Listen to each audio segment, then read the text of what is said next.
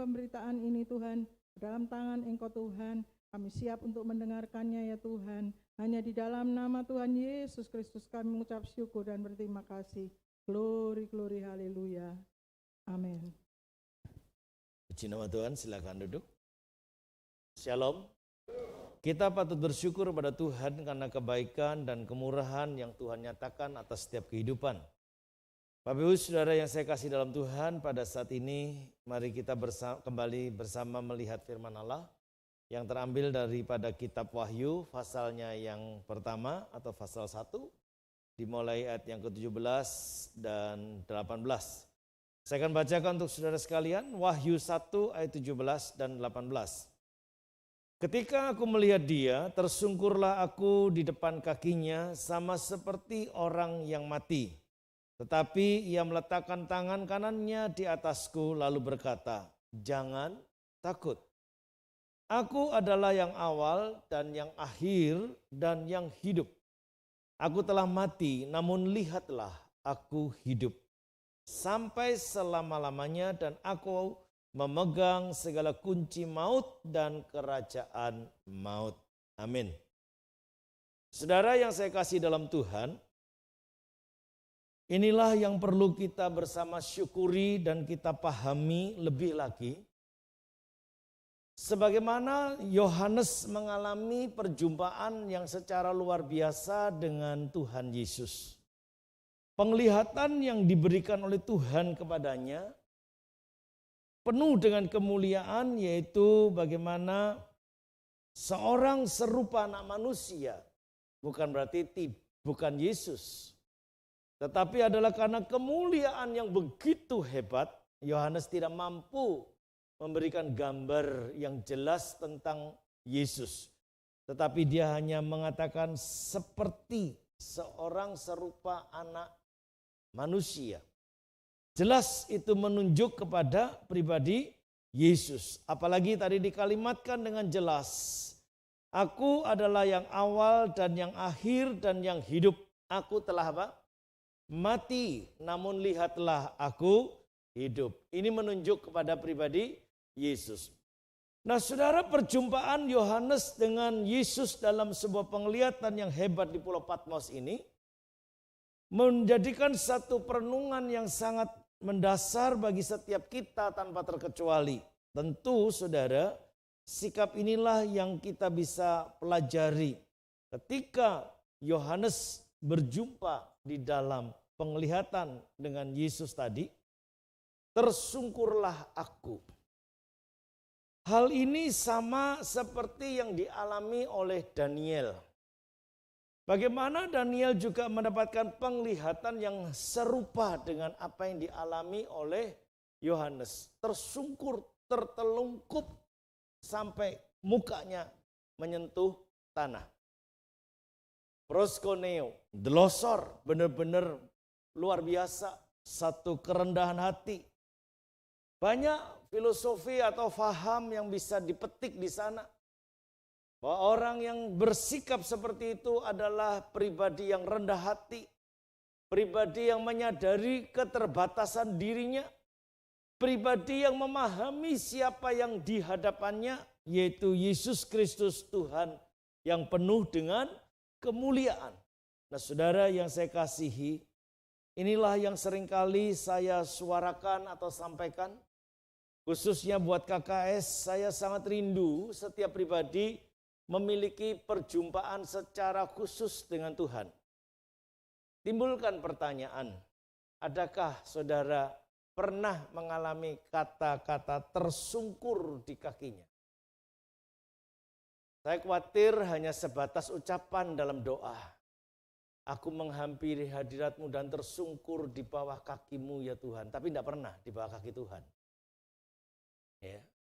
Karena ternyata masih duduk, masih berdiri tegak, si jeglek, tapi nggak pernah ada kerendahan hati yang namanya tersungkur itu seperti apa. Apakah berdiri tegak ini tersungkur?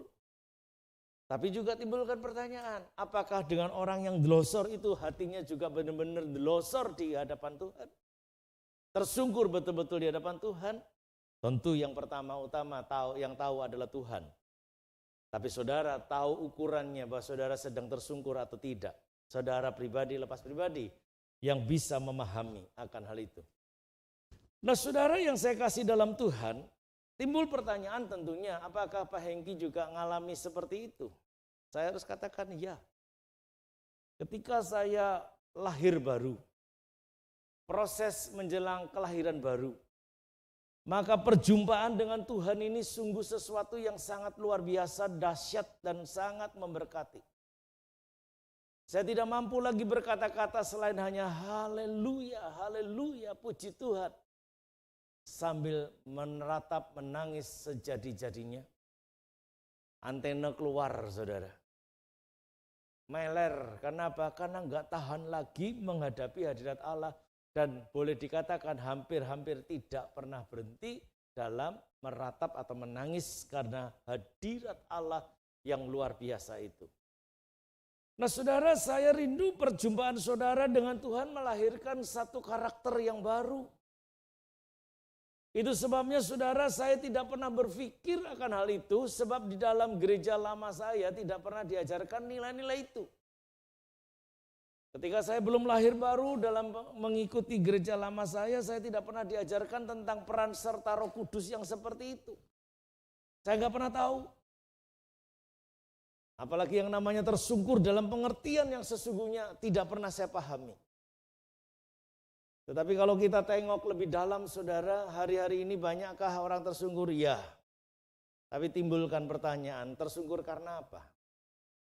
Karena butuh Tuhan. Tersungkur karena apa? Karena ada masalah.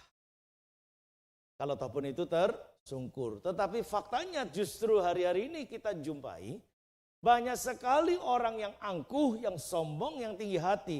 Sudah ada masalah begitu hebat, ada banyak peristiwa yang Tuhan izinkan, tetap masih tinggi hati, masih sombong, masih jemawa, masih begitu angkuhnya hidup ini. Maka dari itu saudara yang saya kasih dalam Tuhan, inilah satu keprihatinan yang perlu kita sikapi bersama.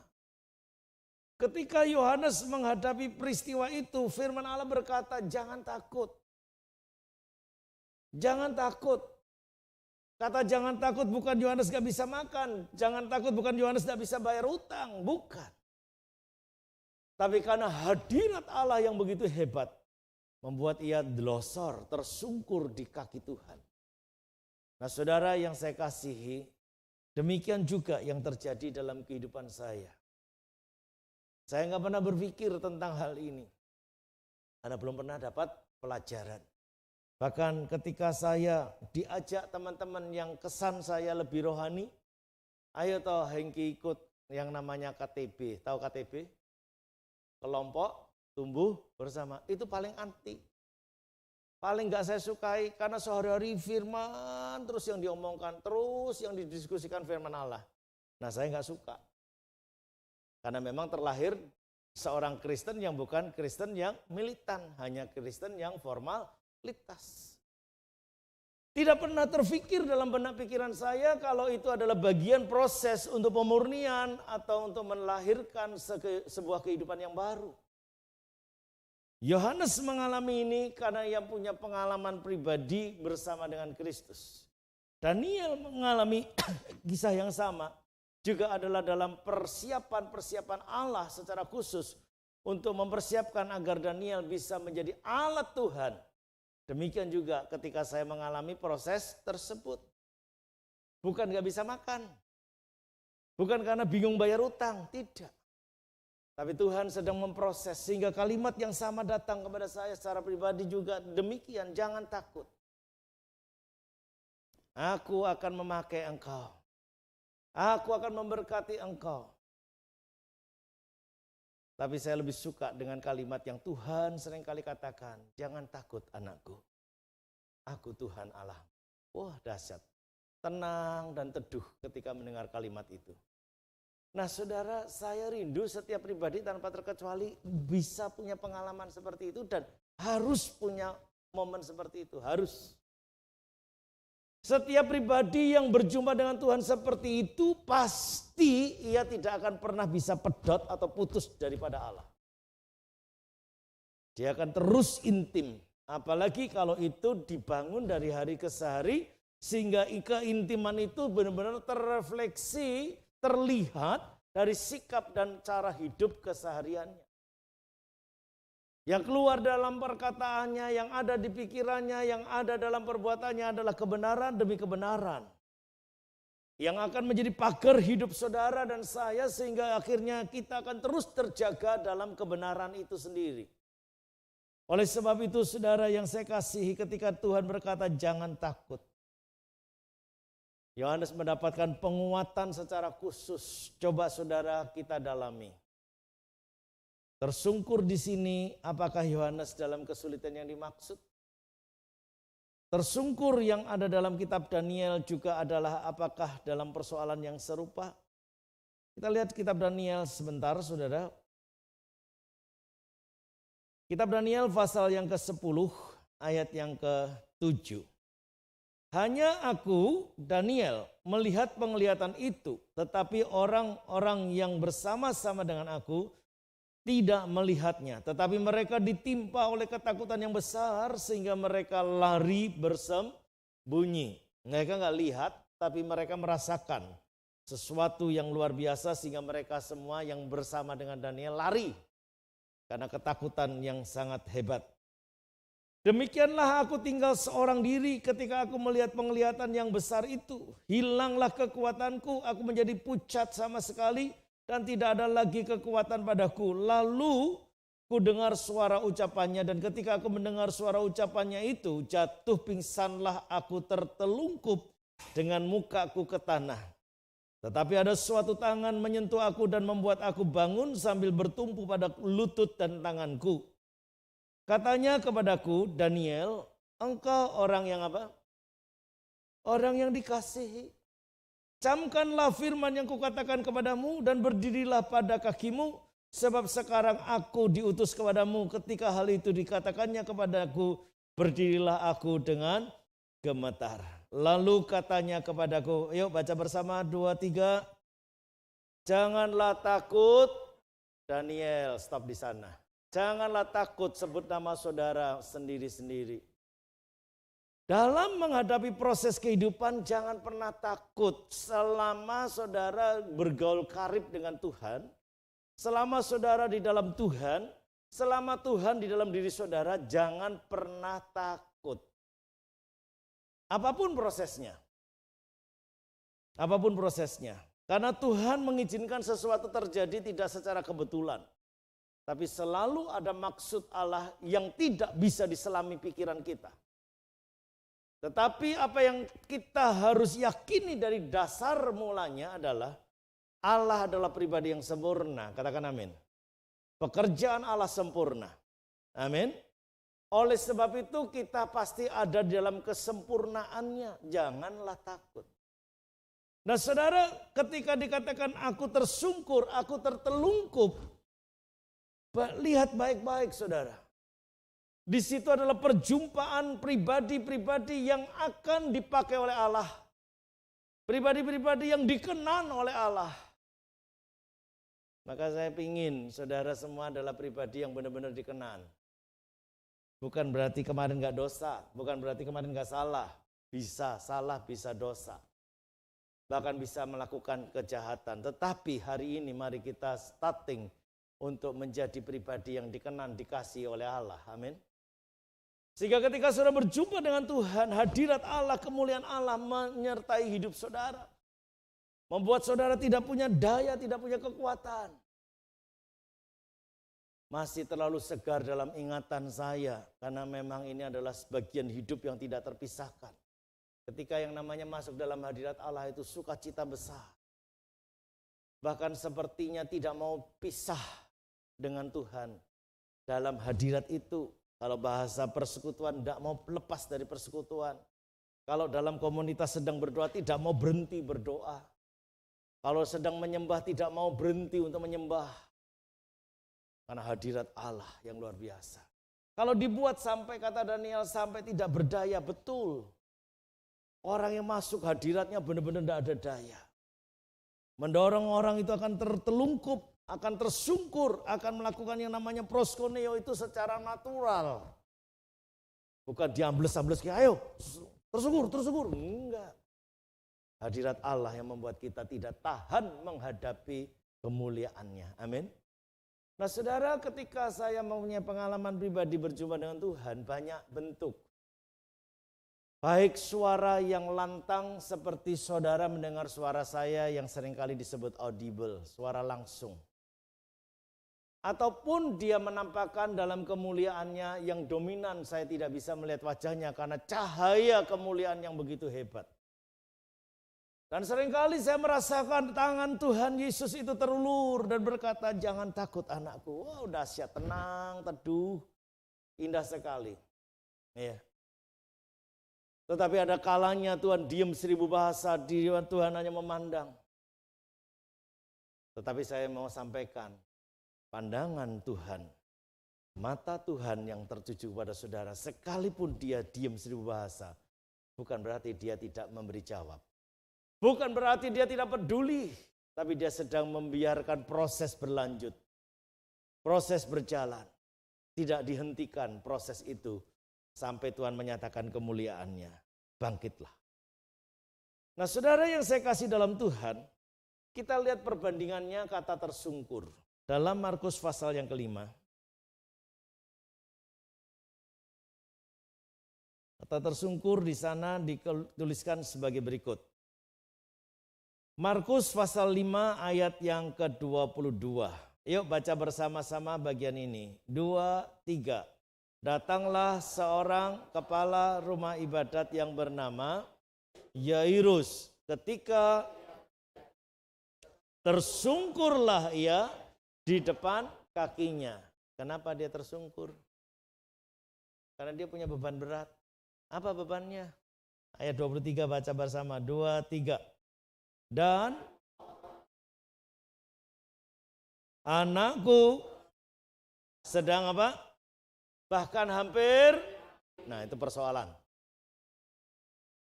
Tersungkurnya daripada Yairus dengan tersungkurnya Yohanes dan Daniel berbeda. Jelas ya? Sama-sama tersungkur, ini juga bukan gak boleh. Saudara punya masalah, sujud bertelut, tersungkur di kaki Tuhan, boleh. Tapi seringkali kan kita mendengar dalam kata kalimat doa-doa itu, saat ini hamba menghampiri hadirat-Mu dan hamba tersungkur di kaki-Mu, tapi nggak pernah tersungkur, tetap aja berdiri tegak. Ya. Coba kalau kata kalimat ini direfleksikan, diwujudkan, saudara terlatih, terdidik secara luar biasa. Apalagi saudara, kalau saudara memang adalah pribadi yang dikenan tadi, sedang dipersiapkan oleh Allah untuk melakukan perkara yang besar. Waduh, dahsyatnya luar biasa. Terkadang masih terngiang dalam telinga saya orang-orang atau pribadi-pribadi yang mengatakan begini. Susah untuk sama seperti Bapak. Bapak ini orang yang dikhususkan. Saya mau katakan, tidak. Semua bisa menjadi pribadi yang dikhususkan. Karena semua harus melaksanakan amanat agung. Melaksanakan amanat agung. Maka saudara harus diberikan satu bekal khusus. Satu peralatan khusus. Satu kelengkapan perang yang khusus. Sehingga saudara cakap menanggung segala sesuatu.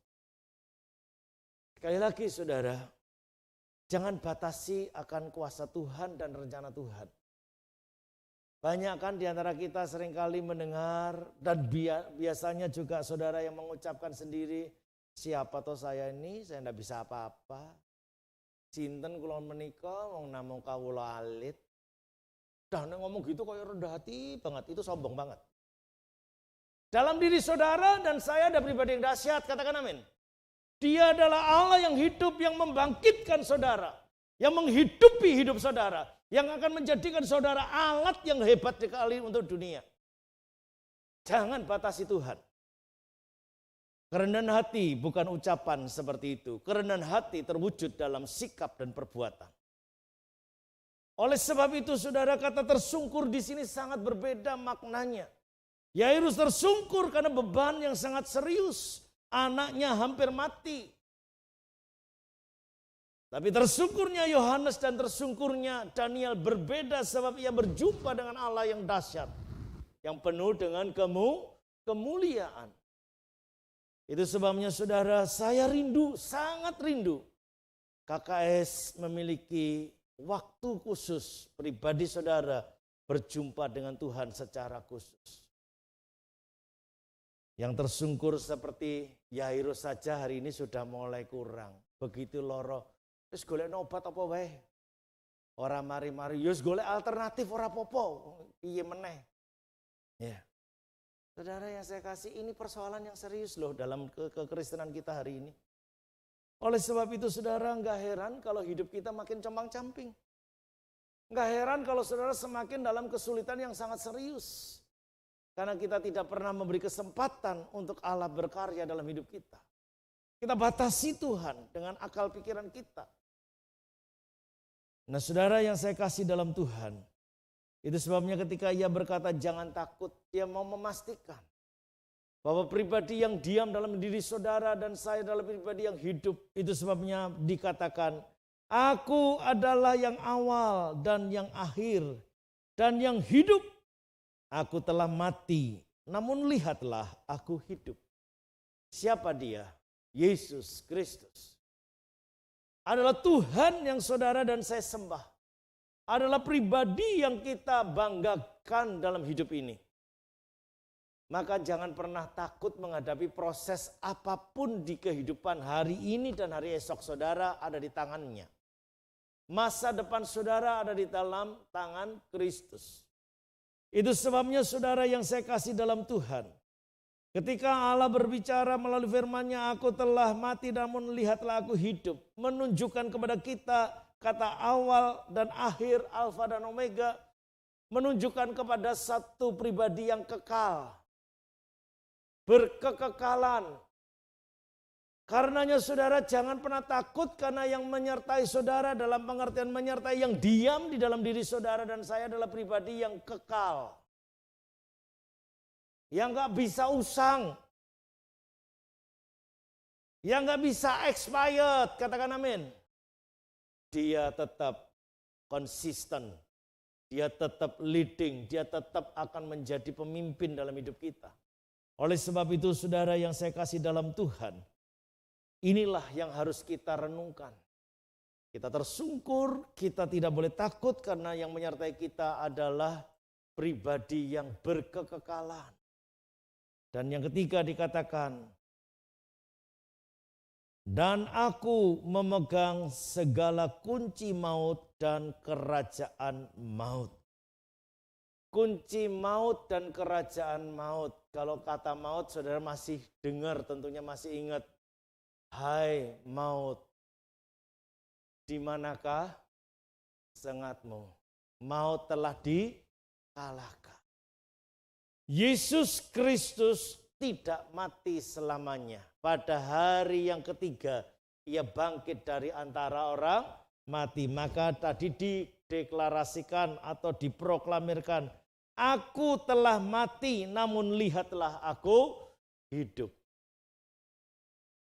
Oleh sebab itu saudara kita sedang bertuhan kepada pribadi yang hidup bukan bertuhan kepada pribadi yang mati. Kita sedang bertuhan kepada pribadi yang hidup dalam hidup kita sekarang ini. Dengan segala kekuasaannya, kemuliaannya yang ada juga dalam diri saudara dan saya. Tetapi kenapa kemuliaan dan kekuasaan itu tidak nampak dalam hidup kita? Karena kita seringkali tidak mengakui kehadirannya secara pribadi dalam diri kita. Ketika ada masalah-masalah yang lebih dielukan, yang lebih diucapkan, diungkapkan, lupa ada pribadi yang dahsyat yang bisa menyelesaikan masalah. Oleh sebab itu saudara yang saya kasih dalam Tuhan, mari kita perhatikan, adakah saudara dan saya memiliki kerendahan hati sehingga saudara tersungkur dalam konsep yang benar. Kenapa saudara takut? Karenanya Tuhan mengatakan jangan takut sebab aku adalah Alfa dan Omega. Yang awal dan yang akhir, yang berkekekalan, yang ada dalam hidup saudara dan saya. Dan yang ketiga dikatakan apa saudara? Aku memegang segala kunci maut dan kerajaan maut. Dia yang sanggup membangkitkan, menghidupkan kita semua. Sekalipun hari ini harus mati, jangan takut. Karena kematian itu sifatnya hanya sementara, dan pada hari yang telah ditentukan oleh Tuhan, maka saudara akan dibangkitkan terlebih dahulu, mengenakan tubuh kemuliaan seperti tubuh Yesus. Nah kalau ini nggak pernah dingen-ngen, tahu dingen-ngen? Apa dingen-ngen? Diingat-ingat, dieling-eling. Bahkan tidak menjadi sebuah mimpi, tidak menjadi sebuah tujuan hidup percaya kita, ya semua sia-sia. Maka hari-hari ini pasca pandemi COVID yang berlangsung dan banyaknya orang mati, alah sudahlah, mati ya mati, sudah kubur. Persoalannya bukan mati di kubur. Saudara dan saya harus bertanggung jawab atas kehidupan selama sebelum mati. Kalau sudah mati nggak ada pertanggungjawabannya, tinggal penghakimannya. Dampak daripada kehidupan itu akan dipertanggungjawabkan. Tapi saya berdoa KKS tidak mengalami penghakiman, tetapi ketika ia datang dari surga turun di awan-awan menjemput saudara semuanya, dan yang mati dibangkitkan, yang hidup diubahkan, itu yang menjadi mimpi saya. Insya Allah jadi mimpi saudara. Ya, harapan saya itu jadi mimpi saudara, dan itu yang membuat saudara bertahan. Itu yang membuat saudara akan gigih. Itu yang membuat saudara dan saya akan terus berjuang untuk mengisi kehidupan yang benar seperti firman Allah. Itu yang diinginkan Tuhan. Itu sebabnya saudara yang saya kasih dalam Tuhan, kita diingatkan dalam 1 Korintus pasal yang ke-15. 1 Korintus pasal 15.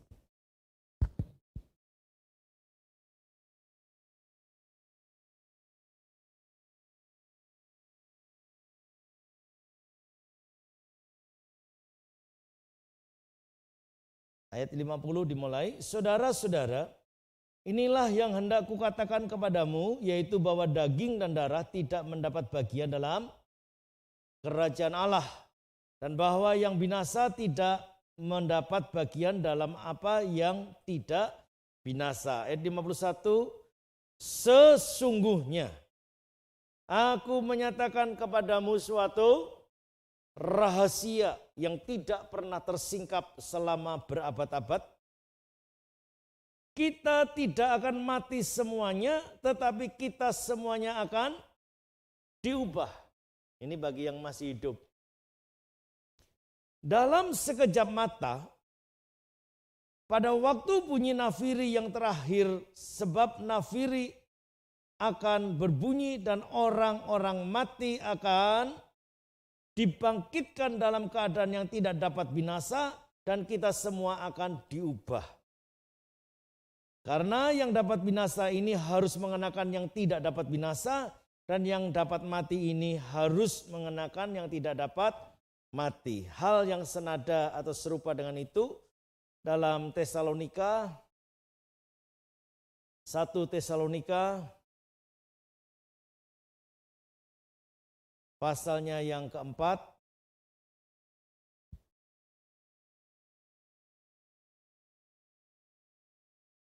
ayat yang ke-15. Ini kami katakan kepadamu dengan firman Tuhan.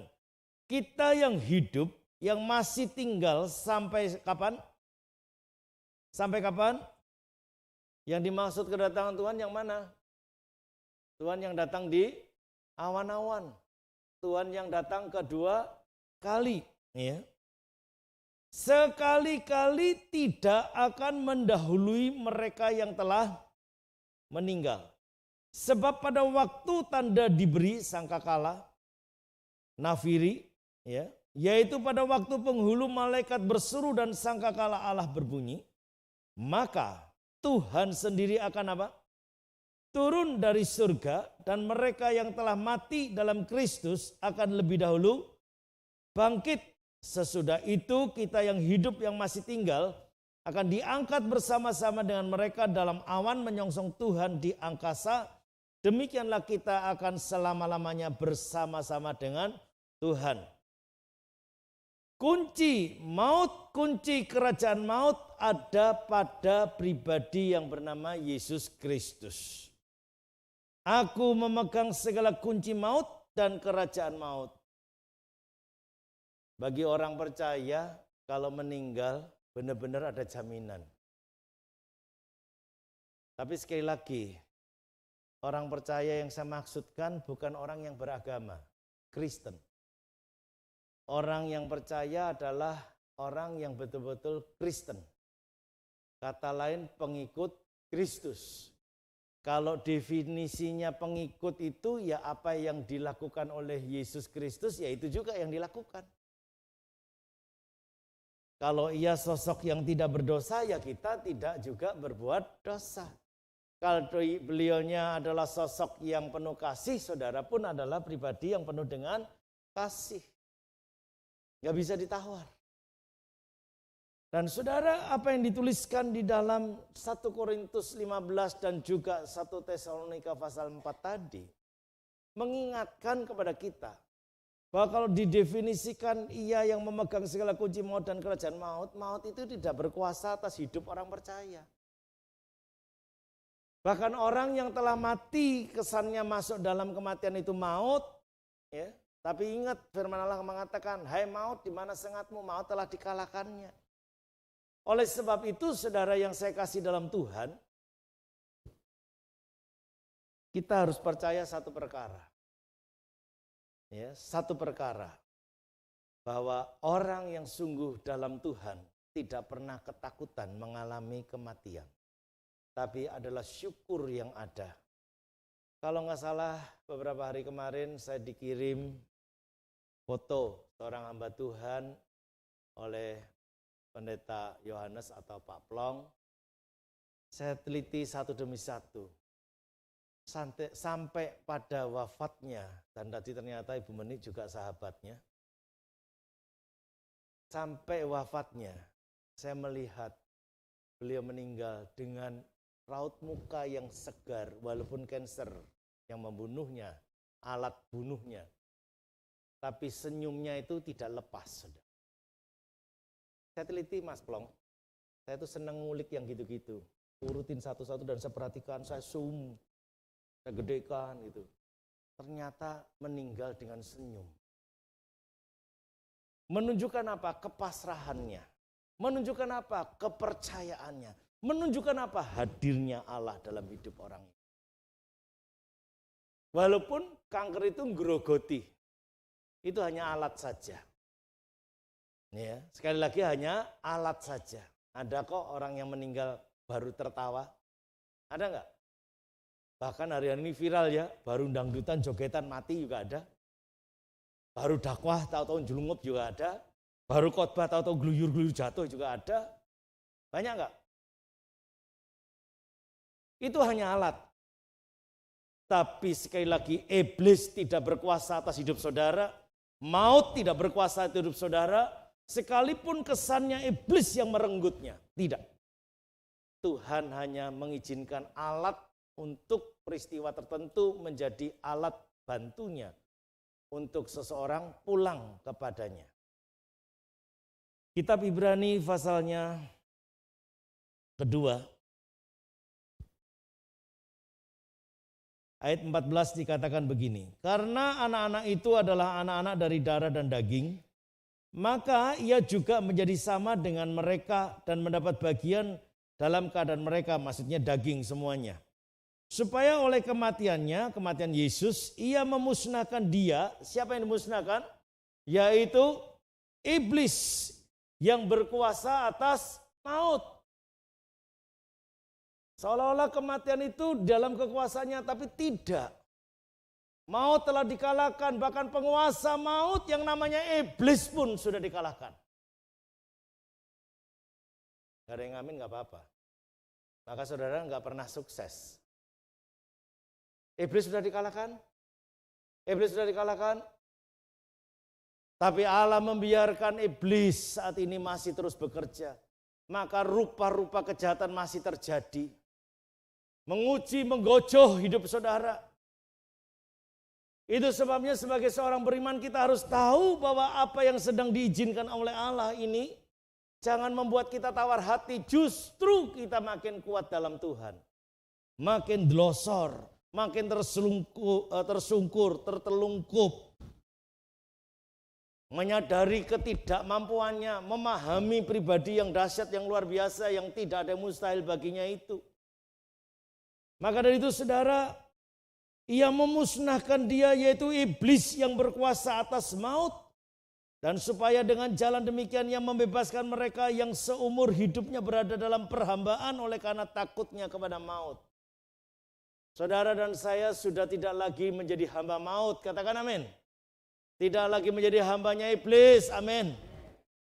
Itu sebabnya saudara yang saya kasihi, mari kita pahami. Sudahkah saudara hari ini secara religius mempunyai pengalaman berjumpa dengan Tuhan sehingga membuat saudara tersungkur? Atau adakah saudara setiap punya problematika tersungkur di kaki Tuhan seperti Yairus? Yang kedua, Tuhan mau sampaikan jangan takut. Sebab yang menyertai saudara yang ada dalam hidup saudara adalah yang alfa dan yang omega. Yang awal dan yang akhir. Budaya Yunani penulisan abjad itu dari alfa sampai yang terakhir omega. Artinya sudah semuanya ada di dalam pribadi Yesus. Ia adalah ada sebelum dunia ada. Dan bahkan ia juga yang akan mengadakan langit dan bumi yang baru. Betapa dahsyatnya kehidupan orang percaya. Di mana dia berada, di situ juga saudara dan saya akan berada. Amin. Maka dari itu yang kedua, jangan takut. Sebab dia adalah alfa dan omega. Yang ketiga, kita diingatkan. Kunci kerajaan maut, kunci maut ada di tangannya. Dialah yang telah mengalahkan maut. Ada yang pribadi lain yang mengalahkan maut? Tidak. Hanya Yesus seorang pribadi yang dahsyat dan luar biasa yang mampu mengalahkan maut. Itu sebabnya saudara, kita tidak lagi di bawah perhambaan maut. Jadi jangan takut dengan kematian, sebab itu pintu gerbang kemuliaan.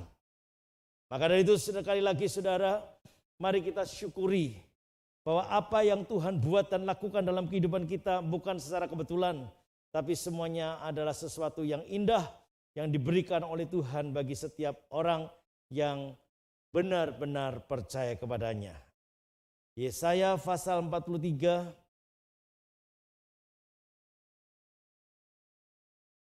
ayatnya yang ke-26. Ingatkanlah aku, marilah kita berperkara.